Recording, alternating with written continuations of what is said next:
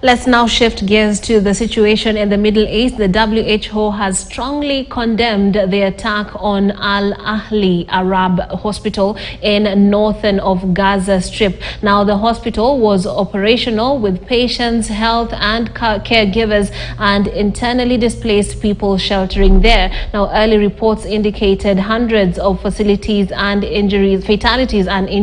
Now, the hospital was one of 20 in the north of Gaza Strip, facing evacuation orders from the Israeli army. The order for evacuation has been impossible to carry out given current security, critical condition of many patients and lack of ambulances, staff, health system, bed capacity and alternative shelter for those displaced. Now, WHO is calling for the immediate active protection of civilians and healthcare. Evacuation orders must be reversed according to the organization. The international humanitarian law must be abided by according to the WHO, which means healthcare must be actively protected and never targeted. WHO strongly condemns the attack on Al Ahli Arab Hospital in the north of the Gaza Strip. The hospital was operational with patients, healthcare givers, and internally displaced people sheltering there.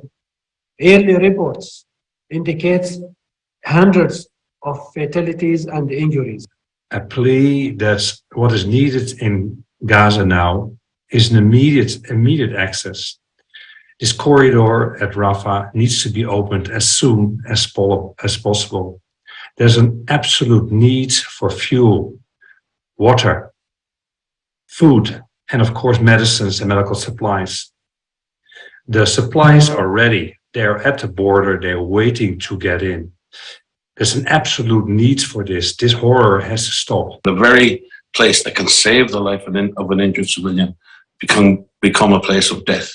And those health workers who risk their lives to save people are at risk of death. So in that context, it's exceptionally important that everybody works to protect healthcare installations. They're well identified. Everyone knows where they are. And they need to be deconflicted and protected. Rafah crossing remains closed at this stage, and there's a lot of aid that's been built up on the Egyptian side. WHO, we've had life-saving medical supplies and equipment lined up for the last 3 days. We're ready to go as soon as there is an opening. Now, in similar news, the permanent observer to the United Nations